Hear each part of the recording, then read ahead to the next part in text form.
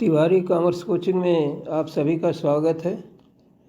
यह हमारा 6वां वीडियो है, इसलिए हम आपसे अनुरोध करते हैं कि हमारे चैनल को सब्सक्राइब करें और लाइक करें, ताकि हम आगे इसी तरह से बढ़ते रहें।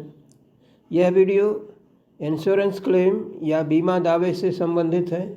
जो व्यापार करते हैं, व्यापार में अनेक प्रकार की हानियां होती रहती हैं, रिस्क बनी रहती हैं। यह रिस्क व्यापार में जो माल रखा रहता है उसके संबंध में होता है, व्यापार में जो संपत्तियां लगी रहती हैं उसके संबंध में होता है, और व्यापार का में जो नुकसान होता है उस पर बिक्री कम होती है, उस बिक्री कम के कारण भी जो है लाभ की हानि होती है। तो इस तरीके से ये बीमा कराया जाता है। बीमा इसलिए कराया जाता है कि भविष्य में जो नुकसान होगा, जो जोखिम होगी, उसकी भरपाई जो है बीमा कंपनी से कराई जा सके। इसके लिए जो है प्रीमियम के रूप में रकम चुकानी पड़ती है। तो जो बीमा कराए जाते हैं वो 2 तरह के बीमा होते हैं। एक तो सामान्य बीमा होता है, एक जीवन बीमा होता है। जीवन बीमा आदमी के लाइफ से संबंधित होता है, उसका इसमें अध्ययन नहीं किया जाता है, उसका अलग से प्रोसीजर है। जबकि अन्य प्रकार के सभी बीमे, जिसको हम सामान्य बीमा या जनरल इंश्योरेंस कहते हैं, वो आते हैं। तो व्यापार से संबंधित जो जोखिमें होती हैं, जो हानियाँ होती हैं, उसका इंश्योरेंस कराया जाता है। ये प्रतिवर्ष कराया जाता है, और ये जो बीमा का व्यय होता है, प्रीमियम जो जमा किया जाता है, वो एक प्रकार की आयगत हानि होती है, रेवेन्यू लॉस होता है। अगर कोई दुर्घटना घटी तो इसके लिए बीमा कंपनी से क्लेम किया जा सकता है, और बीमा कंपनी उसके लिए दावे का भुगतान करती है। तो इसमें कितने प्रकार के बीमे इससे संबंधित क्वेश्चन हैं, यानी कि MCQ या मल्टी चॉइस क्वेश्चन है। क्या इसमें दिया गया है कि पहला क्वेश्चन इनका है कि बीमा दावे निम्नलिखित प्रकार के होते हैं। Insurance policies are following types. एक तो लॉस ऑफ स्टॉक, दूसरा लॉस ऑफ असेट्स, और तीसरा लॉस ऑफ प्रॉफिट या ऑल ऑफ दिस। ये 4 ऑप्शन दिए गए हैं। लॉस ऑफ स्टॉक का मतलब ये होता है कि जो व्यापार में माल रखा होता है स्टॉक के रूप में, उसका इंश्योरेंस कराया जाता है। लॉस ऑफ असेट्स का मतलब व्यापार में जो संपत्तियां होती हैं, जैसे भवन का, जैसे प्लांट मशीन है, फर्नीचर है, ऑफिस इक्विपमेंट हैं, कंप्यूटर इत्यादि हैं, ये इनका बीमा होता है।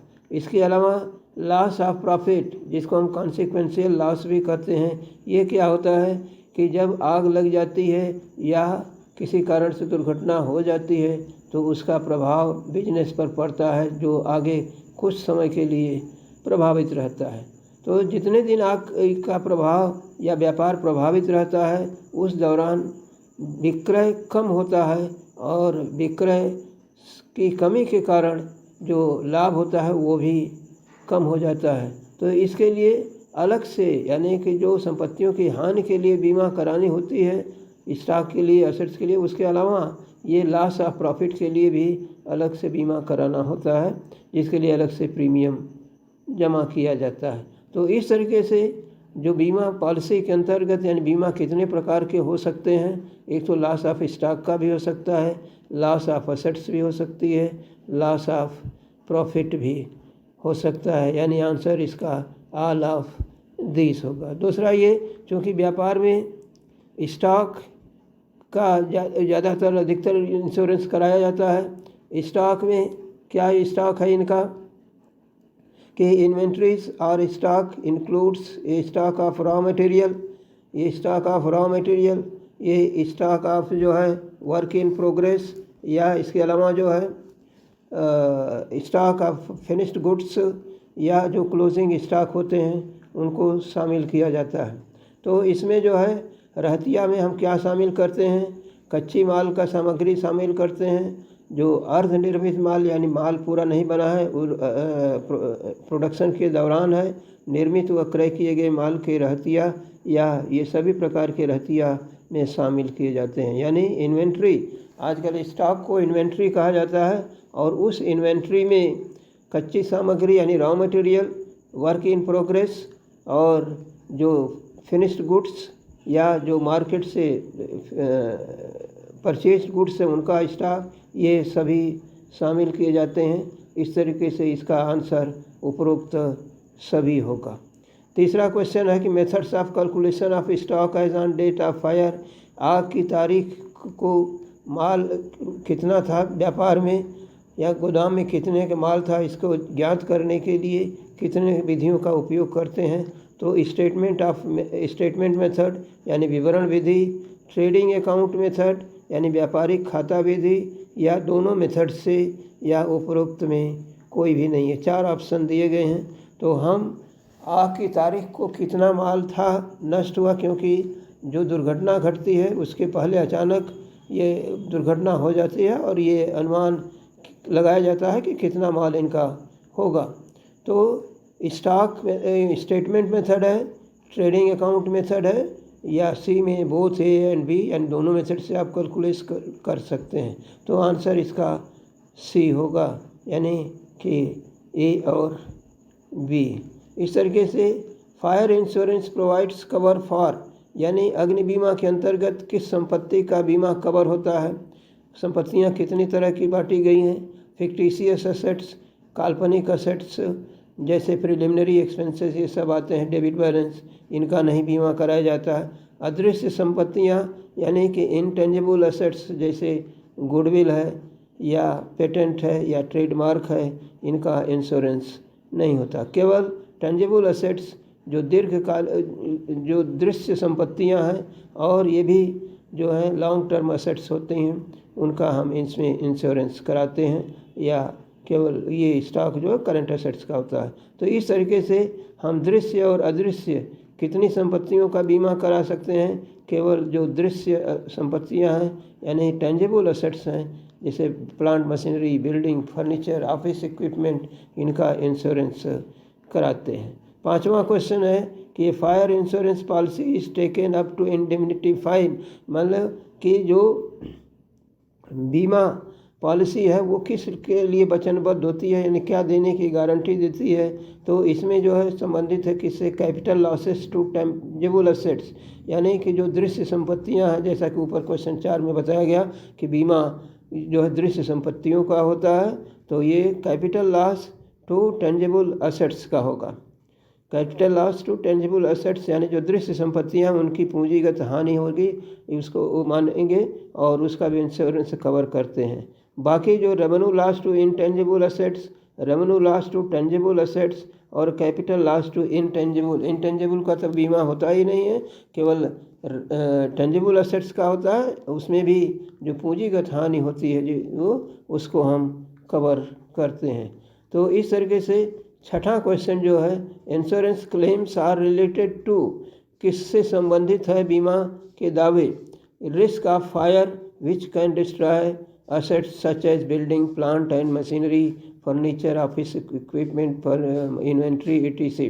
तो मतलब जो दावे के में क्या कवर होती है, क्या इसमें किस टाइप की रिस्क होती है। आग लगने के कारण, अब आग लगने के कारण में केवल आग ही नहीं शामिल करते हैं, बाढ़, भूकंप, ये सब जितने भी आते हैं वो सब इसकी डेफिनेशन या परिभाषा में शामिल किए जाते हैं। जो प्राकृतिक आपदा ये सब आती रहती हैं, वो भी इनका रिस्क कवर होता है, लेकिन केवल ये हिंट करने के लिए हम फायर शब्द का उपयोग करते हैं। तो इसमें क्या क्या हानियाँ हो सकती हैं, बिल्डिंग की हो सकती है, प्लांट मशीनरी की हो सकती है, फर्नीचर, ऑफिस इक्विपमेंट या इन्वेंट्री स्टॉक की हो सकती है। तो ये एक तरीके के आपके जो टेंजिबल एसेट्स हैं उनका हो सकता है। कॉन्सिक्वेंशियल लॉस, जिसको लॉस ऑफ प्रॉफिट या हम जो कहते हैं अनुवर्ती क्षति या लाभ की हानि कहते हैं, उसका भी इंश्योरेंस कवर होता है। Business employees compensation due to accident, यानी व्यापार में जो कर्मचारी लगते हैं उसको किसी प्रकार की अगर क्षतिपूर्ति देनी है, कंपनसेशन देनी है, किसी एक्सीडेंट के कारण उसका शरीर का हानि होती, शारीरिक हानि होती है या किसी कर्मचारी की डेथ होती है, तो उसको वर्कमैन कंपनसेशन एक्ट 1923 कर्मचारी क्षतिपूर्ति अधिनियम 1923 के अंतर्गत कुछ क्षतिपूर्ति यानी कि कंपनसेशन देना पड़ता है, ये भी इंश्योरेंस क्लेम के अंतर्गत कवर होता है। तो इस तरीके से इसका आंसर ऑल ऑफ दिस यानी सभी प्रकार की मदें इसमें शामिल होंगी जो ऊपर दिखाई गई हैं। 7वां क्वेश्चन क्या है कि इन ए बिजनेस ओपनिंग स्टॉक वाज 27,000, किसी व्यापार में प्रारंभिक रहतिया 27,000 है, आग की तारीख तक क्रय इनका 1,65,000 है और विक्रय है 2,40,000 और साल्वेज स्टॉक यानी आग लगने के बाद जो स्टॉक इनका बचा है 2,520 रुपया है। तो परसेंटेज ऑफ ग्रॉस प्रॉफिट यानी कि जो ग्रॉस प्रॉफिट चार्ज किया जाता है वो लागत का कितना परसेंट है, 50% है। तो इस पर जो है इंश्योरेंस क्लेम कितना बनेगा, what will be the insurance claim amount, ₹80,000, 72,000, 48,000, 29,420। यानी कि इसकी गणना करने के लिए हम एक स्टेटमेंट बनाते हैं या ट्रेडिंग अकाउंट भी बना सकते हैं। तो हमने इसको जो है वो सॉल्व किया, किस हिसाब से नोट के रूप में दिया है और उसमें स्टेटमेंट टाइप में बना करके दिया है। अब इस नोट में क्या लिखा है कि कैलकुलेशन ऑफ इंश्योरेंस क्लेम यानी बीमा के दावे की राशि कैसे ज्ञात करेंगे। ओपनिंग स्टॉक जो दिया है इनका 27,000, इसके बाद इसमें purchase up to date of fire जोड़ दिया गया 1,65,000, ग्रॉस प्रॉफिट इसमें सकल लाभ जोड़ दिया गया 50% कितना है ग्रॉस प्रॉफिट का, वो कॉस्ट का 50%, अगर कॉस्ट इनकी 100 है 50% प्रॉफिट है तो सेल्स बनेगा 150 यानी 150 पर 50 प्रॉफिट है तो 2,40,000 की जो बिक्री हुई है उस पर ग्रॉस प्रॉफिट 80,000 होगा। यही चीज़ें अगर हम डेबिट वो ट्रेडिंग अकाउंट बनाते हैं तो उसमें डेबिट में लिख देते हैं और क्रेडिट साइड में ट्रेडिंग अकाउंट के हम सेल्स लिख देते हैं 2,40,000। तो यहाँ स्टेटमेंट में ओपनिंग स्टॉक 27,000, परचेज 1,65,000 और जो सकल लाभ निकला है वो 80,000 जोड़ देते हैं तो 2,72,000 होता है। 2,72,000 में से 2,40,000 का इनका विक्रय हो चुका है।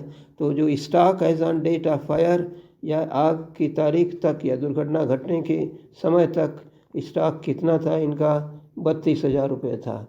उस 32,000 में से जो स्क्रैप की तरीके से बच गया है यानी नष्ट होने से बच गया है उसकी वैल्यू है 2,520। अगर 32,000 में से 2,520 माइनस कर दें तो अमाउंट आपका निकलेगा, अमाउंट ऑफ क्लेम यानी दावे की रकम 29,480 होगी। इसके बाद क्वेश्चन नंबर 8वां, इंडेमनिटी पीरियड इज 6 मंथ। ये जो क्वेश्चन है लाभ की हानि या कॉन्सिक्वेंशियल लॉस जो है उससे हम संबंधित है क्वेश्चन। इंडेमनिटी पीरियड यानी जितने समय के लिए लॉस ऑफ प्रॉफिट कराया गया है उसको हम बीमित अवधि कहते हैं, जो ये 6 महीने का इसमें क्वेश्चन में दिया है। वैसे मैक्सिमम साल भर का हो सकता है। स्टैंडर्ड सेल्स जो है कितनी है 2 लाख, यानी कि स्टैंडर्ड सेल्स वह सेल्स होती है जो प्रभावित अवधि यानी जितने समय आग का प्रभाव रहता है उसके ठीक पहले साल में यानी उसके पहले 1 साल का जो बिक्री उन्हीं पीरियड का उसी अवधि का जो पीरियड बिक्री होती है उसको हम प्रमाप बिक्री कहते हैं। ये प्रमाप बिक्री 2 लाख है। उसमें से उसके बाद एनुअल सेल्स यानी पिछले जो फाइनेंशियल अकाउंटिंग ईयर होता है उसकी बिक्री 5 लाख दी है। तो फाइनेंशियल अकाउंटिंग ईयर का जो बिक्री दिया उससे मतलब नहीं है, केवल हमें स्टैंडर्ड सेल्स से मतलब है और प्रभावित अवधि की बिक्री इंडेमनिटी पीरियड का सेल्स जो है इससे मतलब है। तो 2 लाख में से 80,000 इनका जो बचा वो है कम विक्रय हुआ है। जो अमाउंट ऑफ सेल्स जो है इंडेमनिटी पीरियड का वो 80,000 है और स्टैंडर्ड सेल्स 2 लाख है। इसका जो डिफरेंस आएगा उसको हम शॉर्ट सेल्स कहते हैं। और ये शॉर्ट सेल्स कितनी होगी 1,20,000, यानी आंसर इसमें इसका क्या होगा बी आंसर होगा। इसके बाद 9वां क्वेश्चन है कि the difference between standard sales और एक्चुअल सेल्स इस कॉल्ड क्या है, यानी प्रमाप बिक्री और वास्तविक बिक्री का अंतर जो है वो सरप्लस सेल्स या विक्रय का आधिक्य या विक्रय में कमी या विक्रय में हानि होता है या नन ऑफ दिस। तो हम अगर स्टैंडर्ड सेल्स यानी कि जो प्रभावित अवधि के ठीक पहले साल के उसी अवधि की बिक्री होती है उसका और प्रभावित अवधि की बिक्री का अंतर डिफरेंस निकालते हैं तो इसको हम क्या बोलते हैं, शॉर्ट सेल्स या कम विक्रय बोलते हैं। और इस तरीके से 10वां क्वेश्चन यानी लास्ट क्वेश्चन क्या है ये कि if the actual sales for indemnity period 7,500 और स्टैंडर्ड सेल्स 36,000 है, ग्रास प्रॉफिट रेशियो कितना है, 33.33% ऑन सेल्स दिया है यानी 1/3 या 1/3 दिया है। The claim for consequential loss यानी अनुवर्ती क्षति या लाभ की हानि कितनी होगी। तो सबसे पहले इसमें हम कम विक्रय निकालेंगे। कम विक्रय कैसे निकालेंगे कि स्टैंडर्ड सेल्स 36,000 और उसमें से जो प्रभावित अवधि की बिक्री है 7,500 माइनस कर देंगे तो ये हो जाएगा 28,500। 28,500 कम बिक्री होगी और उसका 1/3 यानी 33.33% जो है प्रॉफिट हो जाएगा, वो लॉस ऑफ प्रॉफिट या कॉन्सिक्वेंशियल लॉस कहेंगे। तो 33.33% या 1/3 जो कम विक्रय हुआ है उसका 28,500 का 1/3 9,500, ये जो है आंसर होगा किसका, कॉन्सिक्वेंशियल लॉस या लॉस ऑफ प्रॉफिट का, यानी आंसर इसका बी माना जाएगा। तो इस तरीके से ये बीमित बीमा से संबंधित दावे हैं। ये बीमा